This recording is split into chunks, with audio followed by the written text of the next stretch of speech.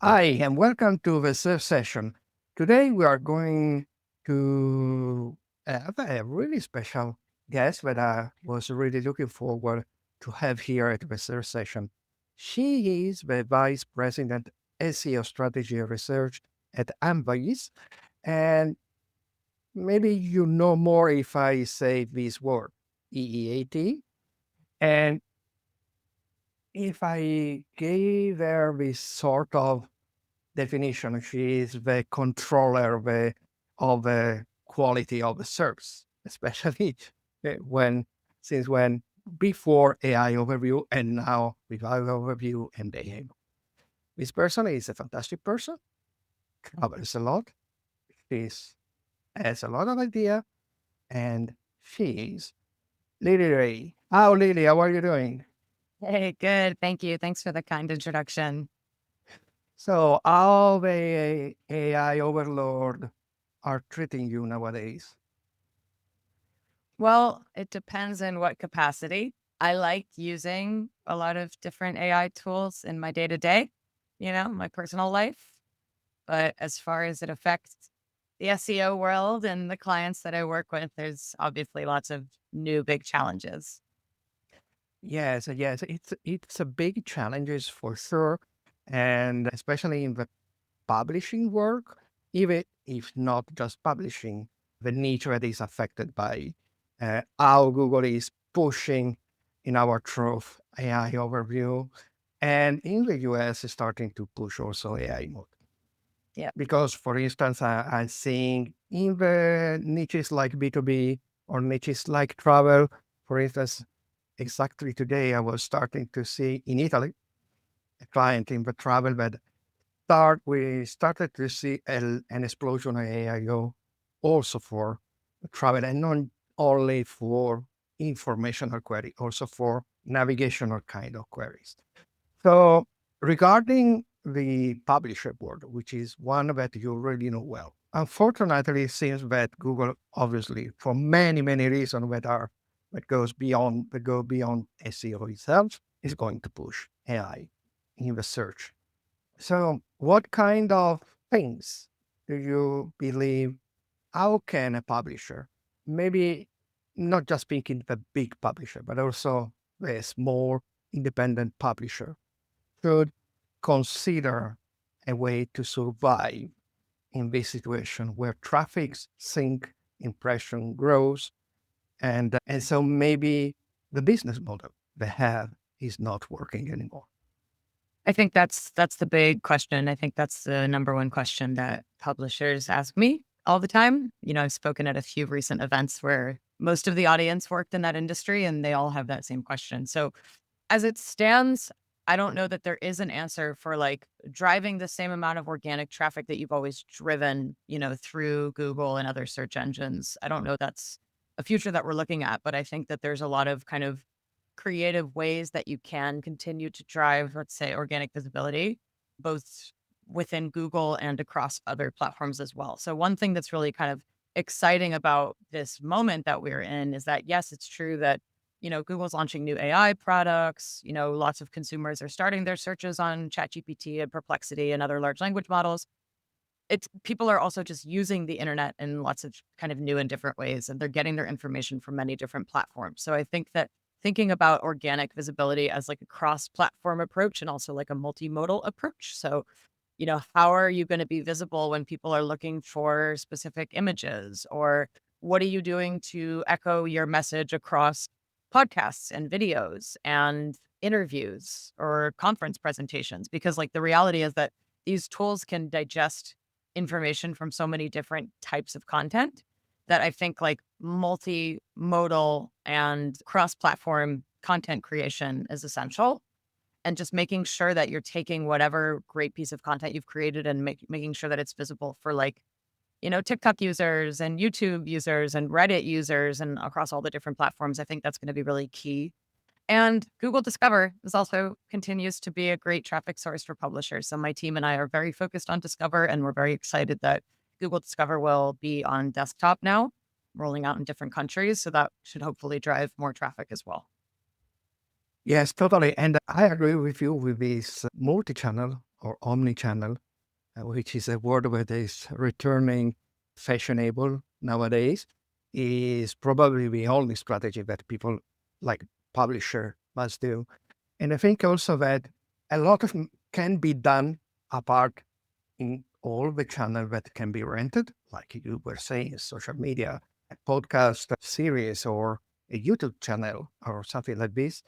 But it's very important, I think, to work on the site itself in order to make readers loyal readers that return to you because you are able to demonstrate to them that you are the one to go, for instance, for talking about, I don't know, travel, for talking about health, for talking about any niche topic. Obviously, it's something that the big news sites already experimented and work on because of subscription, because they needed to improve the number of subscribers because of a dying of a classic press. And one thing that I was considering, and I want to have your opinion, we know that Google, not yet, but quite soon, will probably push the personalization of the SERPs to a hyper-personalization. And I cannot but make a sort of link between hyper-personalization. We already know a place where hyper-personalization is really important, and it is Discover. Maybe the strategy you could be to win the attention of the potential reader of your website in order to enter in their history. And so being pushed by Google because of this. That's a great point. Yeah, I think like one thing to consider there, and that's a really nice like tie-in to how Google Discover has worked over the past couple of years is, and I know you've written and spoke a lot about this as well, but like Google's really pushing users to like follow kind of certain brands and people and topics that they care about. So there's the follow feature in Google Discover. So you can kind of like actively opt into feeds of content from different publishers that you follow. And Google will be more likely to show you in Google Discover like content from that publisher. And I think you're absolutely right. That's the direction that it's going. You know, when Google has more signals that you really like a certain brand or you like a certain publisher, or there's certain topics that you're really interested in, they're going to be more likely to show you that content. So I actually think that's a great opportunity, especially for brands that are able to capture your attention with like really engaging content because, you know, Google will be more likely to surface future content from your publication or from your authors. Yes, and I think that another metaphor that is becoming quite common nowadays is that the SERPs are becoming the new billboards. So it's a place where you are visible. And obviously, again, another metaphor, you are in the highway and there are these many billboards on the right, on the left when you're driving, but only one or only few really catch your attention. And so in one of the past episodes, I had chat with Amanda Natividad, and we were talking about the zero-click marketing practice. Do you think that this sort of principle of being able to, yes, to be visible, but maybe with, especially in the case of the SERP features that are still now present and that maybe in the future are going to be embedded into AI overview and AI mode to create compelling visual presence in the sort of result is also a sort of tactic that should be worked on by SEO and by the website. Yeah, I think that's kind of a different version of what SEOs have been doing this whole time, right? Like what we want to do is when, you know, search engines show our products and services or our content or our website, we want to make it as appealing as possible, increase click-through rates as much as possible, or really just increase the perception of those products and services. We're entering into a world now where we might not see the same clicks that we saw before. Like I've been testing AI mode pretty extensively, both in beta and now the live version. And one big trait is that AI mode really seems to be designed to keep people in AI mode. You know, if you ask questions about what are the best things to do in New York, it might list a lot of recommendations without any links. It might also list recommendations with links to Google Maps, which literally is embedded within AI mode. So it looks like it's a new pop up window that doesn't take you to the company's website. Yes, you can, in theory, you can click off to their website from there, but I think most people will kind of stay within that Google ecosystem. So what you really want to do in this case is find ways to be presented in the best light possible. So in that example, obviously you want your Google Maps, Google Business Profile to be as optimized as possible with engaging imagery and just good reviews and all those things that make people feel better about your company. But yeah, we're going to be exploring like within AI overviews, there's still a lot of companies out there, sometimes Google included, that don't have optimized favicons, like they have a little globe icon next to their brand name. So it's the same thing we've always done in SEO. It's like for every time we're mentioned online, we just want to make sure that it's the best possible user experience. And nowadays, I think that means more of optimizing the way that your brand and your products and services are perceived across the internet. Yes, I call it the economy of attention and memorability.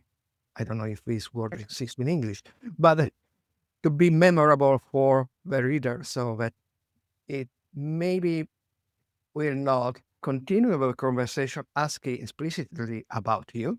It may happen, but in order to start having these potential user, potential customers, potential person visiting your site, doing branded queries, which is maybe the new gold that is for SEO in the sense that so make your brand so recognizable for the topics, the services, the products that you are serving that people will start to search for them with your brand attached. The problem is, and we know it with all these sort of vaudeville of Google Search Console nowadays, how to measure it. Because sincerely, it's not like in Bing. Bing is indicating us when somebody is visiting our website from Copilot, but Google not. Google is not going for AI overview.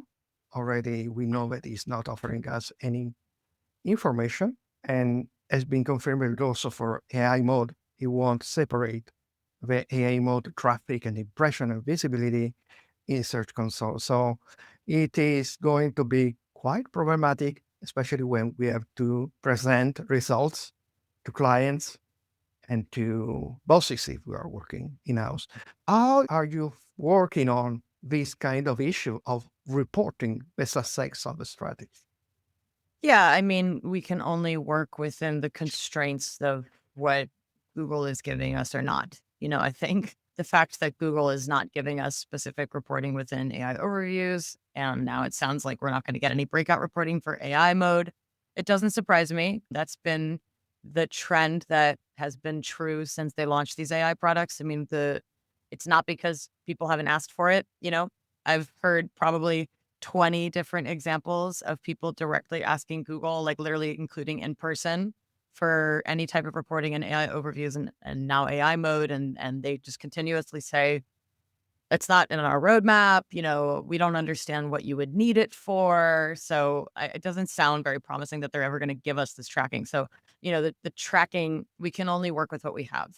I think it's good news that at least we will have AI overview and AI mode traffic and clicks and impressions like grouped in at all in Search Console. It sounds like that's coming.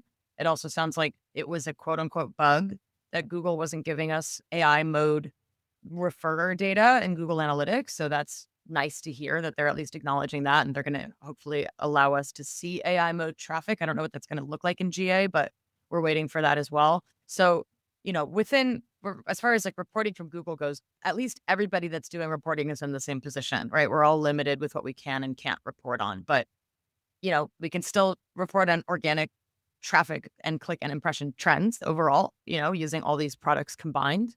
And we also have a lot of tools, both in the SEO industry and now like a lot of new AI tools that kind of reverse engineer like visibility across different platforms. So our team is now partnering with Profound. So we are able to report to our clients on visibility, not only in Google products, but in ChatGPT and Perplexity and Claude. And, we're looking at, zip tie as well. So we see AI overview data every day and just understanding like how these tools are reporting back on like important prompts that our clients care about and how often they're being cited within those prompts. This is directional. It's not an 100% reflection of how actually users are going to be using ChatGPT and Perplexity and everything, because that's the whole point. It's very personalized. People ask questions in different ways. But when we look at many, many prompts at scale and they kind of reflect how a user might be searching for different things, and we can see that our clients and their products and services are frequently being mentioned and being mentioned in a positive light, then we know that we're going in the right direction. There might be some situations where clients maybe, let's say, are overly reliant on JavaScript and that content can't even be found by ChatGPT, let alone surfaced by ChatGPT. Like that's a real SEO problem. That's kind of a classic tech SEO problem. So just understanding like what it takes to be visible on the different platforms and helping our clients with tactics to appear there. We're adjusting our reporting approaches so that we can kind of give them that data as part of our SEO reporting. Yes, and just a quick note, our advanced web ranking also introduced in the reporting, in the project, the possibility to track and see the grade of visibility for the topics you are targeting. So yes, it's a common evolution of all the SEO tools we devoted to tracking and analyzing the SERPs. I'm curious because I don't have direct information, but maybe you can share something without citing names of clients or whatsoever. But what kind of impact are you seeing in the publishing, especially in the publishing niche of ChatGPT, Perplexity, Cloud, all these LLMs ecosystems? I mean, it's definitely cutting into traffic. I don't think that that's too surprising. There's lots of companies coming out and saying we're seeing declines in organic traffic because people are getting a lot of their questions answered directly in large language models or in Google's own products. So I think that's not too surprising, but there's still a lot of examples where, especially depending on the large language model, like some of these tools cite publishers more than others. I just did a talk at an affiliate conference last week and I got some data that Profound shared with me that showed that, especially like in the product review and affiliate space, there's certain publishers that like, let's say like ChatGPT and Microsoft Copilot tend to cite really frequently, also Perplexity, when they're putting together like product review roundups of what people have said about different products. Like they tend to cite a lot of authoritative publishers and the work that they've done. And the reality is like these pages, especially like affiliate content and product review content, these pages on these sites are going to become even more valuable because if the large language models are relying on these pages to surface content, so, if you're an affiliate site that's doing product reviews and you are mentioning the best moisturizers for women in their 40s or whatever it is, and you're one of those companies that wants to be listed on that page, it's going to become even more important to be listed on that page because that's what large language models are using to kind of summarize what people have said online. So I actually think there's a pretty big like digital PR component to this whole conversation as well. Like I've heard like Carrie Rose recently spoke at SEO Week in New York and she mentioned like sending products to those pages, right? If it's like Good Housekeeping or New York Times Wirecutter and they're reviewing products in your category, you want to make sure that your brand is being considered as part of that review process. So, it's true that we might see lower traffic numbers than we did before when Google was showcasing these sites more prominently than it does now. But I think that the nature of that review content is just as important as it ever has been. And I think that publishers will have more kind of like bargaining power as it relates to their relationship with ChatGPT. There's a lot of questions and the other large language models. Like there's a lot of questions around like, should AI crawlers be able to access my content for free? And do I want to create these partnerships and these relationships where like they can access my content, but they're going to need to pay me for it first? Yes, I totally agree. And somehow and there is a plus. You are not stressed because you are searching for a link, because now the the money is the mention in the right place, surrounded by the right content, because it's also a game of semantics that matters for NLP models, and it's somehow also remembering me a lot what happens already for a few years now in the creator economy. And I think that many times, many strategies that we could apply to website as such could be reinvented, not reinvented is not the correct word, but base and modification of what the creator economy is already doing in places like YouTube, for instance, but also on Instagram and so on. So creating a lot of content which is really able to target the needs of the people, but at the same time creating community around the content that you are creating. So this is maybe the one of the things that should be put in evidence. And this obviously makes me remember one of your hot topics, especially in the past, which was the EAT. Because at the end of the day, we know EAT is not a bunch of ranking factors, but it's a system of signals, of signs that not only Google, all the website, all the search engines, even LLMs, from what we are starting to understand, are considering. So in this case, EAT really is a representation of what you should do in terms to strategy in broad terms. Are you Yeah. confirming this? No. Yeah, no, I mean, listen, I used to talk a lot more about EEAT. I think that that part's kind of clear. I think a lot of us did because Google seemed to be pushing it a lot more a few years back, especially as it relates to fake news and misinformation and, questionable websites being surfaced on Google. Like they really cracked down on that with EEAT, and they did end up kind of using EEAT as like synonymous with good, trustworthy, authoritative content, right?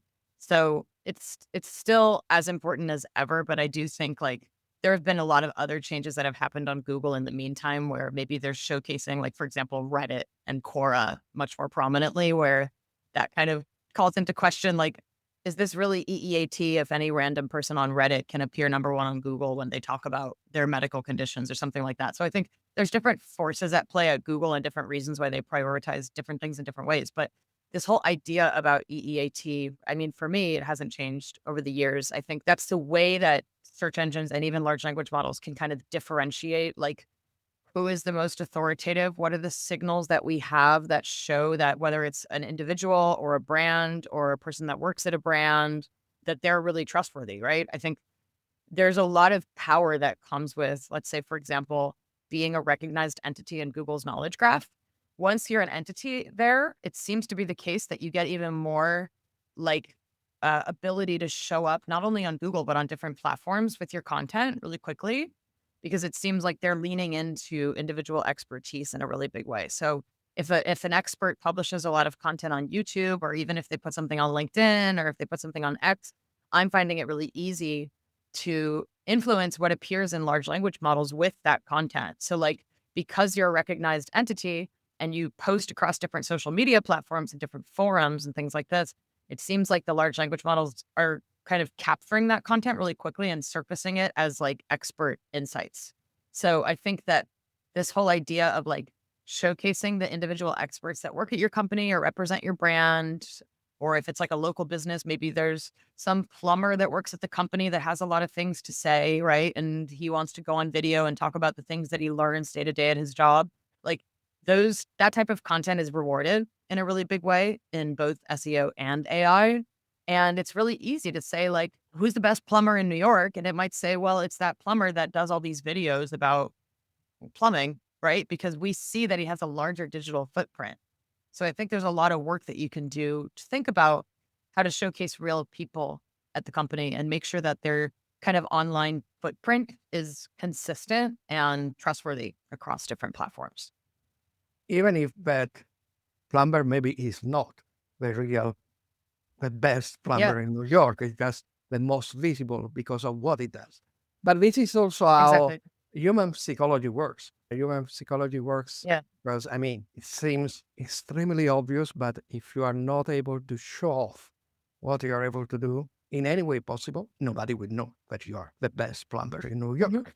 So, and then with also this bias, if you are prized, but thanks to all visibility, and then there is the bias, if you are prized with engaged community following you, talking with you, etc., then you must be good. This is the classic Yeah.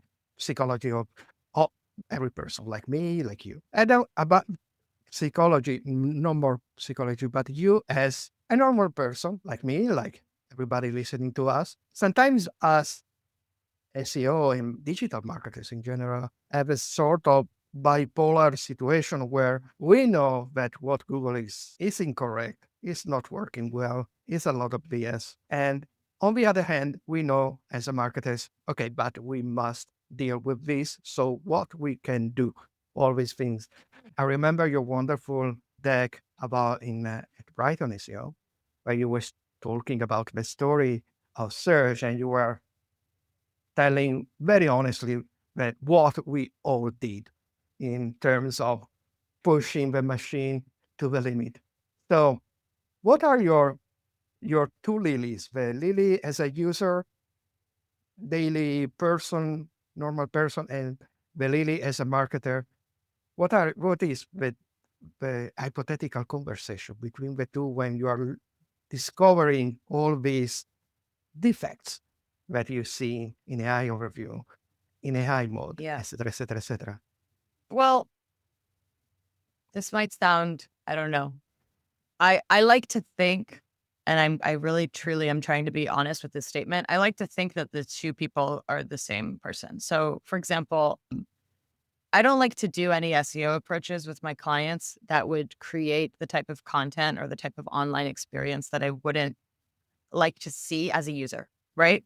There's a lot of people in the SEO space who are very comfortable, for lack of a better word, they're spamming, right? They're creating spam. Google considers it spam. Users consider it spam. The SEO professional might see some quick wins with a lot of these approaches. It might work for 2 or 3 months, but what they're doing is spam. I don't like to do that with my clients. And it's not just about, first of all, I don't think it's a long term successful approach to doing SEO that's going to reward the clients long term. I think it can often get them in trouble. So it's not a good use of our time. But I also don't want to create that type of experience on the internet. I do care about that a lot. Like it's always been kind of a hard line for me throughout my SEO career because I love using the internet. I've loved using the internet since I was 8 years old. I don't like spam, and I don't like to see it in the search results. So something that really bothers me, and that's one of the reasons why I share about it so much, is because I think Google in particular has a really big responsibility to combat spam. And that's something that they care a lot about and they have cared a lot about for years. So when I see it so prominently in AI answers, I understand they're still fixing the products. I understand they're still improving the products. But at this point, AI overviews are 2 years old.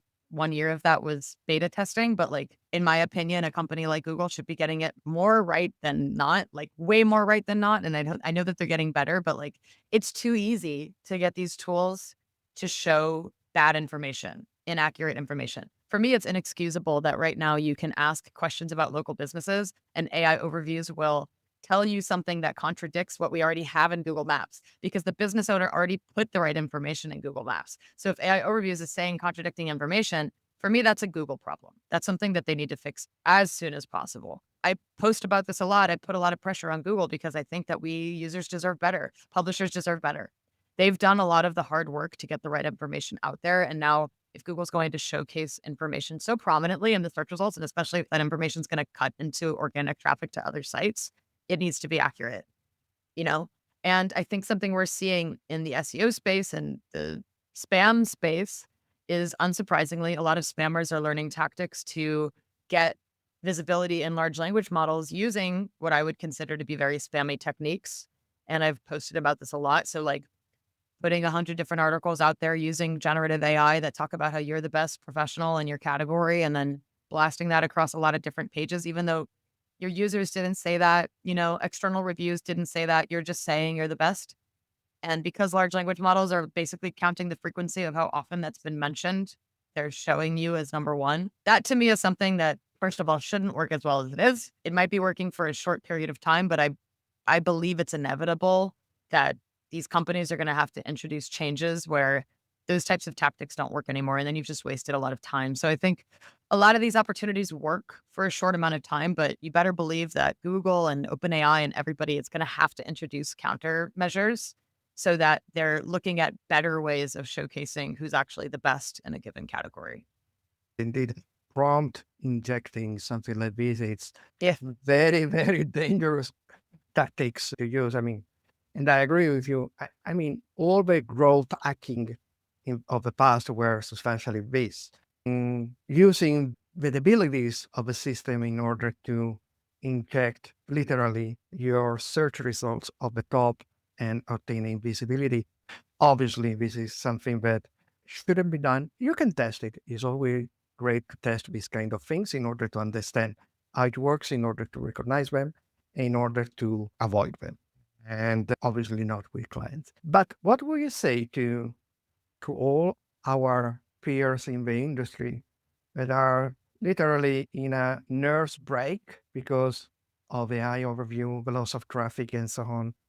Because I know it's hard. I know I am the first blaming Google because you're stealing my traffic and so on. But yes, we cannot stay always Yeah. crying the loss of traffic. What will you say to the other SEO in order to, okay, now take your time, study, and go Yeah. against this situation? Yeah.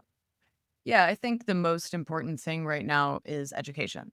So the more that you can get ahead of the conversation, especially with your bosses, with the CEO of your company, the CMO of your company or your client companies, the more that you can proactively educate what's happening, the better position you're going to be when these changes inevitably start to impact your performance, right? Because I think there's very few websites and companies out there that won't be affected by this in some capacity. I used to say this is really only going to, have an impact on, let's say, like informational content, but I don't believe that to be true anymore. I think that, even just looking at AI mode, so many business categories are going to be impacted by this. And it's not always the case that it was going to impact you in a way that you'll lose revenue, right? In many cases, you might see more revenue. I think that, there's more people searching Google every day.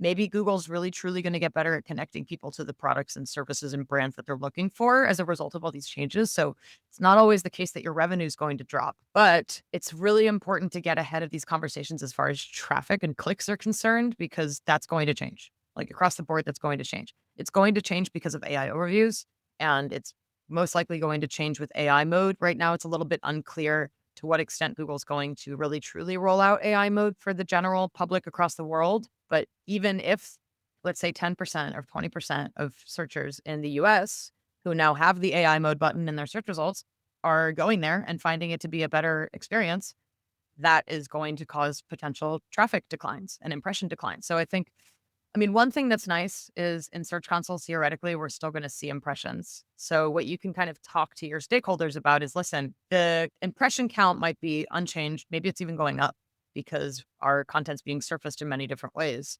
But we might see clicks start to drop off and click-through rates start to change. We're seeing that for many different companies. I know many people have shared the screenshots of what 2025 traffic looks like in Search Console. And it's often that impressions might be flat or going up and then clicks are kind of dropping, because people are getting the answers they need directly on Google. So the earlier that you can have these conversations with your stakeholders and tell them this is how things are changing. But again, it doesn't mean that anything's necessarily going to change for our bottom line, because again, like people might be connected better to our core products and services. If they're having a conversation with AI mode for 20 minutes about looking for the best B2B software and it tells you should use this product, and then you get to the homepage or you get to whatever converting page from AI mode, that's better quality traffic than sending 1,000 people to a super like upper funnel blog that you might have written 10 years ago. So traffic's not necessarily the main KPI we need to focus on anymore for many types of sites.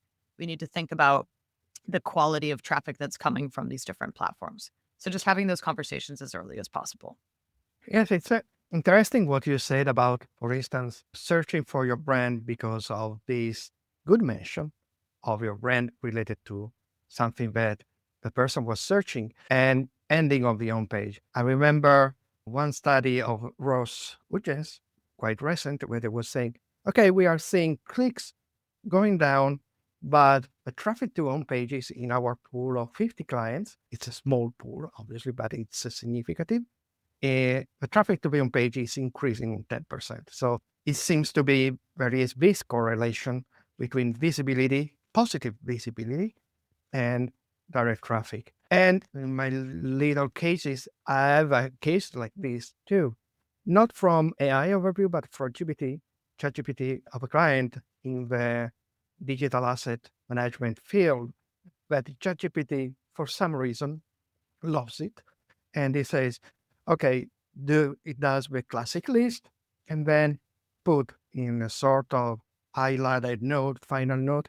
But if you really need to find one, this is the software you should use. And I'm happy it's my client's software. And actually, they saw an increase of direct traffic to the website. And because how they track the traffic, also with connecting GA4 with the CRM, they knew that it was direct traffic coming from ChatGPT was the cause of the increased lead they were receiving. So this is Amazing. making me feel that going to another field, to another question that discussion we can have. Usually in the past, SEO were used to work somehow in silos, so in their own bubble. Now it's evident, as we also said before in our conversation, that okay, no, we must be doing video marketing. We must do increase and improve the presence of social media in order to drive also traffic for the brand. We should eventually then nurture the clients that are the user arriving on our website with an improved newsletter strategy and so on. So it's really like all the different channels that somehow in the past were working one independent of the other are really needing to work together. So what is the role of SEO in order to help this other channel, as this other channel can help SEO, how SEO Yeah. can help these other channels? I think these channels, other channels, are being showcased more prominently in organic search in general. So I think it wasn't really until, let's say, the last year or two where really focusing on Reddit and Quora and the conversations that are happening there is an SEO strategy. There's companies that have dedicated all their efforts into Reddit marketing now because the reality is Google showcases Reddit content really prominently. And also people like to navigate specifically towards Reddit. And also some of these large language models elevate content from Reddit conversations. So it used to be more of kind of a social media conversation. Now I think it's both social media and also PR, right? And also SEO. So those conversations, to your point, we need to all be talking to each other. And I think there's conversations that the SEO team needs to be having with everybody, right? I think with paid search, it's always been the case that we get some of our most valuable data from paid search and the keywords and search queries that are converting the best and how that factors into our SEO approach. I mean, with email and everything like that, I know like publishers are going to be much more focused on subscriptions now and keeping people within their own ecosystem and subscribing to their content. So I think that's that's an SEO play to the extent that like you want to talk about what content is available and not available to search engines and to large language models and how can we take those visitors that are coming to our content and convert them into subscribers. Like it really is a cross-channel conversation now, much more than it ever has been. Also, even with like video content, I think it's really cool and interesting to see how much conversations like on YouTube, like whatever we're talking about today on a podcast or on YouTube videos and TikTok videos and Instagram reels. I mean, search engines are using all that content to answer questions. Like I've seen my own Instagram posts and the content from those Instagram posts appearing in large language models. So it's cross-platform. And I think that it's kind of exciting, right? Because like even at Amsive, we have paid search team, we have a social media team, we have all kinds of teams doing different things. And the more that we can integrate holistically and make sure that at least they understand what's happening in the SEO space and they understand how important all of that content is going to be for visibility in different SEO and AI platforms. It's a new way of thinking about things. It's not website first necessarily anymore. It's really like brand first and entity first. Totally agree. And part of me is happy because as an SEO, not coming from the technical SEO side, I was obliged to learn everything technical SEO, for instance, but really coming from content and from communication and somehow branding and so on, and from language because of my studies. I'm very excited of the situation. I know the difficulties that are there, and I agree with you with what you were saying before. It's a lot about educating the people. And the problem is that sometimes we have a problem in how we communicate with things because we use too much jargon. So we should be able to be like, we maybe still miss how to say a David Attenborough, as I see the David Attenborough for everything nature. We need someone with the David Attenborough capacity of explaining complex things without using the jargon to normal people. And Okay, let's stop this here. But before letting you go, I want to ask you a very quick question about you in order for people to know the Lily Ray better as a person, because we know a lot about you in not your SEO facet. We know you are, let's say, SEO by day and DJ by night because you have this love for electronic music. But let's try to know you better with some kind of question, quick answer. Do you agree? Sounds good. Okay. So, okay, let's talk about music. Let's say you are invited to play in a very big electronic festival. And let's say that we are going to pair you with X in doing this concert. Who would be this big, great superstar you really dream to work with in the DJ sphere? Yeah, there's so many ways to answer that. My favorite DJ of my whole life is named Michael Meyer from Germany. And we actually have played together once, which was the best day ever. I had so much fun in 2019. And I've loved his music and his performances forever. So probably him, but I like a lot of different genres and a lot of different DJs. So it kind of depends. I think probably he would be my main answer, but there's also another techno DJ named Nicole Budauber that I've loved for 13 or 14 years, like obsessively. So she throws really fun parties and it would probably be really fun to play with her as well. You also travel a lot, but let's say, what is the place that you are still missing to visit that you would love to visit?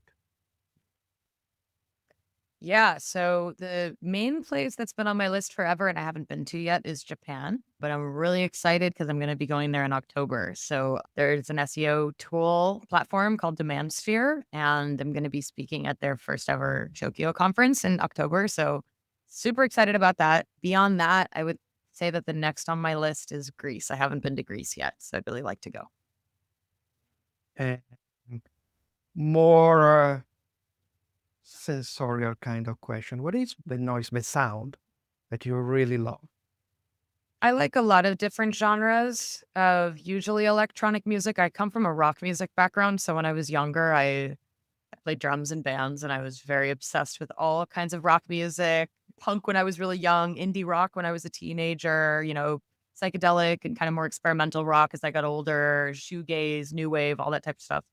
But I really shifted into electronic music when I was about 20. So, I mean, now I listen to all types of genres. I would say mostly house and techno, but disco has always been my favorite for my whole life as well, and just kind of like different variations of usually house music. But I also go with my boyfriend. We see a lot of techno music, more like the Berlin style, harder, darker techno. We like to listen to that sound as well. So depends what type of mood I'm in. Also love jazz, bossa nova, electronica, ambient music. Like there's a lot. Love music. And regarding other art, what is there a book that you from time to time likes to retake and maybe just reading a passage, but that you really love to have with you? I mean, books, that's a tricky one. I mean, the last couple of years, I've consumed most book content with audio. So I listen to a lot of audiobooks, a lot of stuff about, you know, the digital internet world, a lot of stuff about like self-help books. I've been really interested in like nutrition and fitness and that type of thing. So there's a lot of self-help books that I've listened to in the last couple of years that have really helped me depending on where I'm at in my life. Like there's one, I think it's called 13 Things Mentally Strong People Don't Do. I think it's 13. Can't remember, but that really had a big impact on me. But with being in the SEO space and especially speaking at conferences and everything all the time, a lot of my listening time and reading time is consumed by the latest news in the space. So that's all consuming, as you know, things change every single day. And as it relates to like art, love to go to museums, love to see visual art and galleries and shows and exhibitions as much as possible. And I'm related to Man Ray, so I definitely have that recurring, going to if there's some type of Man Ray art gallery opening or something like this happening, I always try to seek that out as well. Last question about things that you love. You every year spend the winter going on the other side of the world, in Argentina and Buenos Aires, what makes Buenos Aires so special for you that you return every year? Oh my goodness, such a loaded question. I love Buenos Aires. It's one of my favorite places in the whole world. I would say I live between Brooklyn, Buenos Aires, and Berlin. That's kind of like my main triangle of my favorite cities. But yeah, to your point, I always go, almost always go the same time of year. So I've been to Buenos Aires, I want to say 5 times, but each time has been very long. So the first time I studied there when I was 20, and then the last 4 years in a row, I spend about 1 to 2 months there every year. It is, especially in January, February, when it's, winter in the northern hemisphere, but it's peak summer down there in Argentina. It's such a vibrant city.